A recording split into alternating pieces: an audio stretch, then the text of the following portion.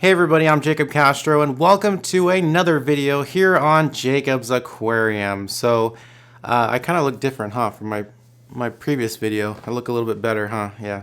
I finally had some free time to myself other than, the other time that I spend working.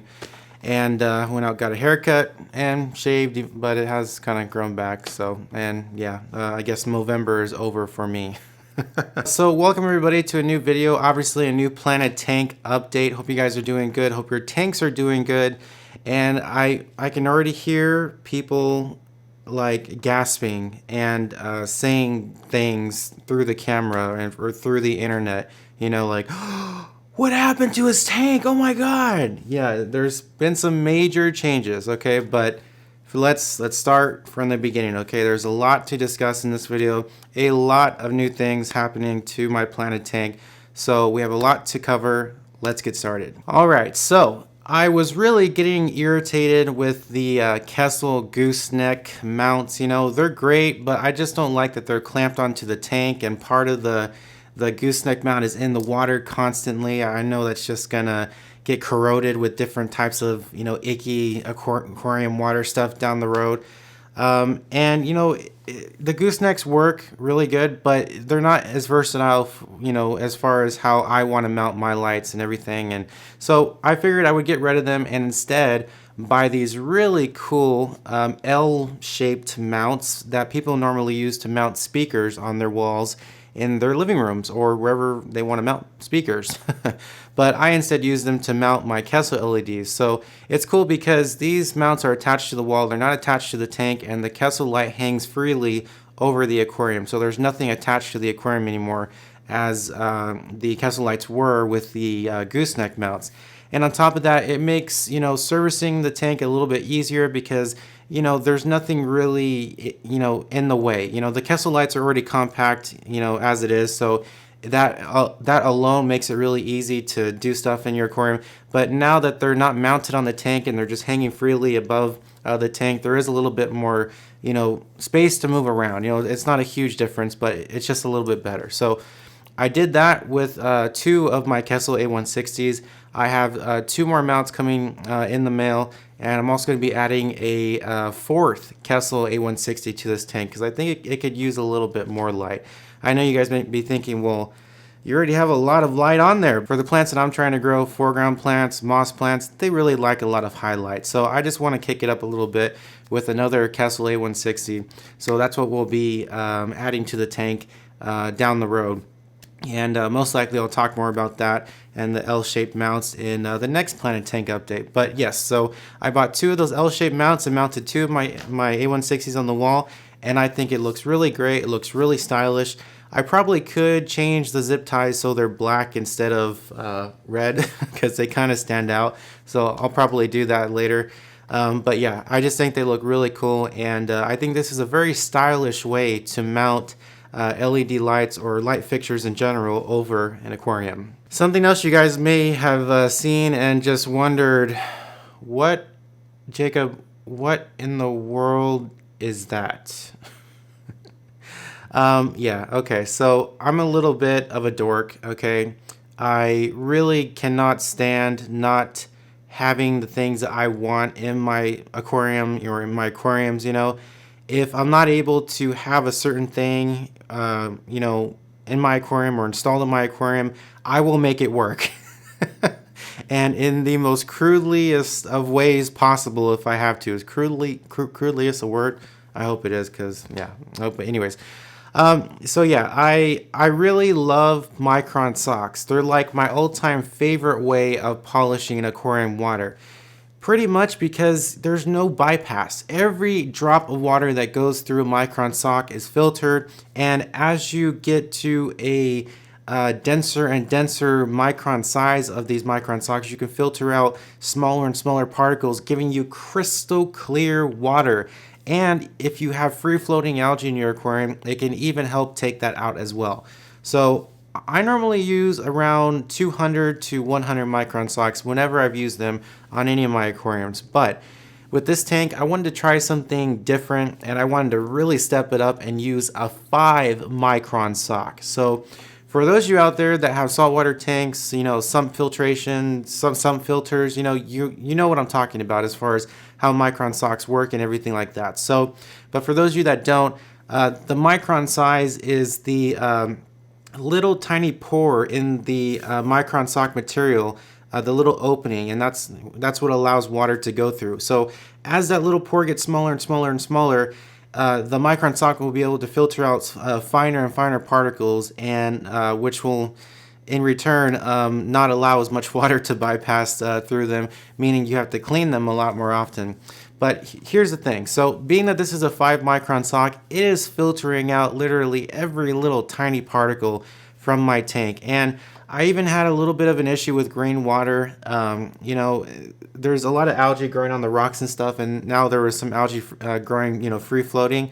And I put the 5 micron sock on my tank last week, and that thing was like a bright green color. The material turned all green. So it was filtering out a lot of that free floating algae, and that's what I really was trying to achieve with this micron sock. So I love micron socks, and I really wanted to use one on this Planet tank, but of course I couldn't because I'm using a canister filter. So this was pretty much the only way to mount it over my aquarium. And I know it looks really crude and really just ghetto rigged and everything, but this is how I did it. It works. And I have to clean it pretty much once every day or once every 2 days, but it maintains crystal clear water in my aquarium, and I absolutely love that. There's nothing worse than having a bunch of little tiny particles floating around in your tank. And the filter pads in a canister filter don't really filter out that much. They do polish the water, but they don't really get all those little fine particles. So the Micron sock is doing a great job of keeping the tank crystal clear, and I absolutely love the results I'm having with it, especially considering that it's gotten out a lot of the free floating algae. So it's just great.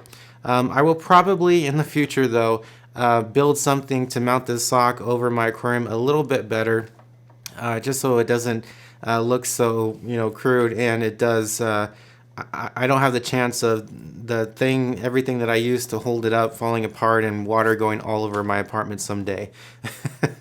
So yeah, but that's what I used, and it's great. I absolutely love micron socks, and I encourage you guys, if you ever get the chance to try one out for your tank, try it, because you would be surprised what it filters out. Like, even if you have crystal clear water and you use a 5 micron sock, you would just be amazed that you don't see anything in your tank, but this sock is literally filtering out stuff that you can't even see. It's crazy.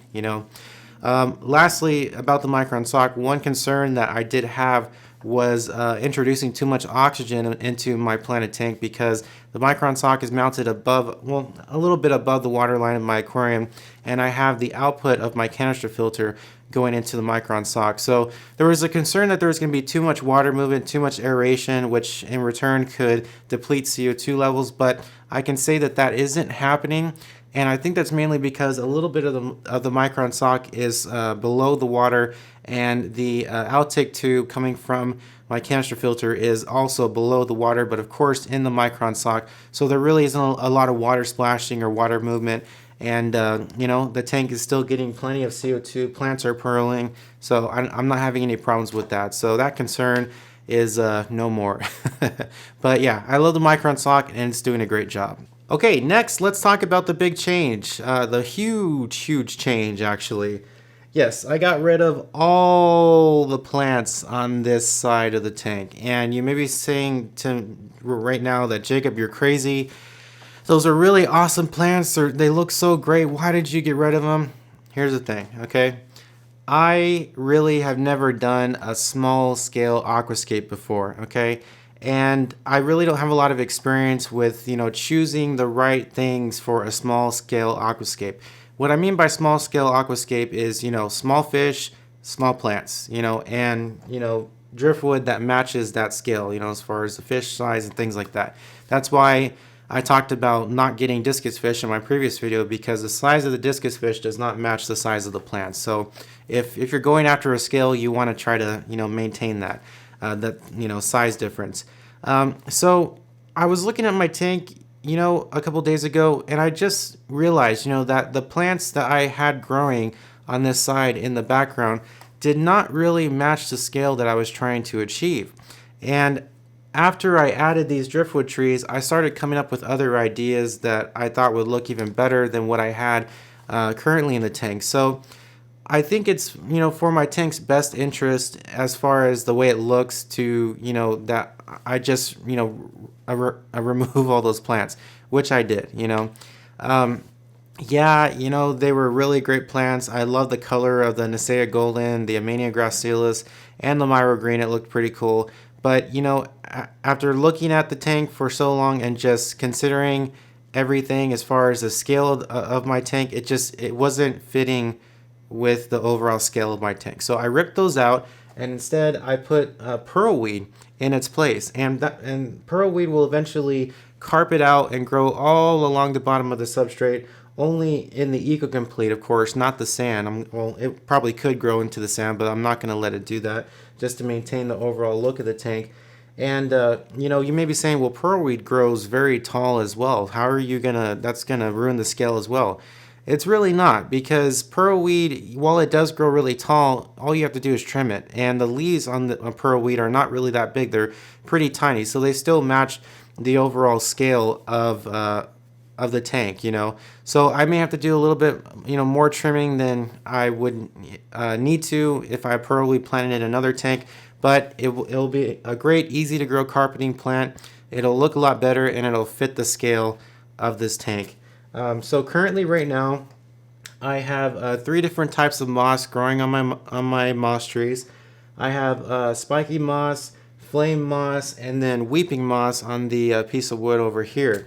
And as the moss grows, it will totally cover the tops of the driftwood, and they really will look like trees, which will kind of make a shaded area over this portion of the tank. And as the pearlweed grows at the bottom, it'll fill up all the bottom areas of the tank, and you'll have this really interesting forest look to this tank. So that's what I'm trying to go after. If you guys, I hope I'm describing, what I'm trying to achieve with this tank as best as I can, so you guys can understand it. But that's what I'm trying to go after, just a forest look, with a canopy of, moss, and then foreground plants at the bottom. And something else you may be saying right now is, well, if there's going to be a lot of shade, coming from the moss, if you're trying to get that forest effect, there's not going to be any light for the pearlweed. So how's the pearlweed going to grow? Here's the thing. Pearlweed really does not depend on super, super high light. I've grown this plant in shaded areas of my aquariums before, and it's grown great. It'll grow a little bit slower, but it'll still grow, and it'll still carpet out the entire bottom of the tank. And being that the pearlweed grows faster than the moss, it'll cover the entire bottom portion of this side of the tank before the moss has a chance to grow out and shade this side of the tank. So it'll get a chance to get to its full potential before the moss does, in other words. So that really isn't a concern, and I just can't wait to see what it looks like once everything grows out. I think it's going to look really, really cool, and it'll really look like a underwater forest. I just think that's going to be awesome. So that's why I ripped out the plants, and that's the biggest change to the tank right now. I think it was the best decision I ever made, because I really don't think I would be happy with the way the tank would look if I kept those really big plants in there. It just really did not match the scale. All right, and last but not least, let's talk about all the new aquarium inhabitants I recently purchased. So I went to my favorite fish store in Anaheim, California, The Reef. It's like such an awesome store. They have so many cool fish. I mean, when you go to this store, you'll see fish that you just want to buy, and you can't because you don't have a big enough tank, or you don't have the right tank or whatever. There's so many awesome fish at this store, and I just love going there. So I couldn't choose any better of a place to get my new fish and shrimp and everything from, other than the Reef in Anaheim. So I went there, and I also, paid a visit as well. I didn't just go there just to buy fish, but I also went there to visit my aquatic buddy, Mr. T. He's the owner of the Reef in Anaheim. He's a great guy. He'll answer any question you have about the hobby. and give you so much help with anything that you need help with in this hobby. You know, he's just so nice and so kind and so accommodating, and I urge you guys to check out his store. It's just such an awesome place. It's such a friendly environment. You know, a lot of times when you go to fish stores, you kind of have to deal with employees that really just, they don't want to be there. They don't want to talk to you. But Mr. T is like, and his employees are like the exact opposite. You know, they will answer any question, and they're just so awesome. So I went to the reef in Anaheim and I got some new fish, and I probably bought a little more than I should have, but I really couldn't help it. I just saw so many awesome fish. I'm like, I want that, I want that, I want that, I want that. So the first new habitant that I bought is a mono shrimp, and I bought a mono shrimp because they are so great at eating algae. They have such a great reputation in the hobby as an algae eating shrimp. So I have a lot of algae, so I figured they would be a great great fit for my tank. I also bought some red shrimp. I'm not sure of the exact name of these shrimp, but I just know that they're red, and that's what T called them at the store. So I bought some red shrimp as well. I bought 10 of the Amano shrimp and 10 of the red shrimp. So there's plenty of shrimp in this tank to eat moss and to clean up the tank really nicely. I will also be adding some autosinkless catfish in the future as well to further take care of the algae growing on the rocks and everything in the tank. I also bought a really cool crayfish. I've never had crayfish in any of my planted tanks, mainly because they get quite big and they will just destroy a planted tank. Not to mention, normal crayfish would not fit the scale entirely of my tank.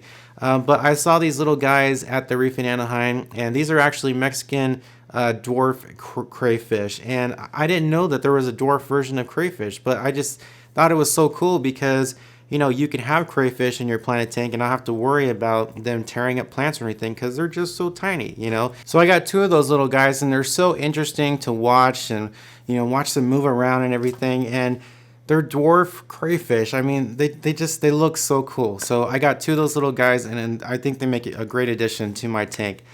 As far as fish, I got some more Serpae tetras, to build up my little school of Serpae tetras. I also got some black phantom tetras, which I've never had before, and I think they look cool, but they kind of look similar to Serpae tetras. So, I really can't tell a difference sometimes between them, other than, one is black and one is red, but at a distance, they all look the same. But still, I think they're great fish, and I bought some of those as well. I did get some more neon tetras. I bought about 15 more of them, so there's a nice large school of neon tetras. I also bought some rummy nose tetras. I think I've never had those fish as well, and they look so cool. I love the coloration, and they school together as well. So all these fish combined in my tank, they just look so great, and the tank is coming along perfectly. I couldn't be happier with how far it's gotten and the changes I've made. I think it's just gonna turn into a fabulous planet aquarium. So thank you so much for watching this video. I really appreciate it. I have to go because the light is blinking on my camera telling me that my battery is about to die. So I love you guys so much. Thank you for watching. Stay tuned for Black Friday on November 27th at 8 p.m. There's going to be insane prices on plants. You're going to save a lot of money buying plants from Jacob's Aquarium on that day. Stay tuned. It's going to be really great. And also, I'll be doing a live show during the Black Friday sale. So you guys will be able to talk to me and ask me questions, whatever you want. It's going to be a lot of fun. So I'll see you on November 27th at 8 p.m. Have fun with your tanks, and I'll see you next time.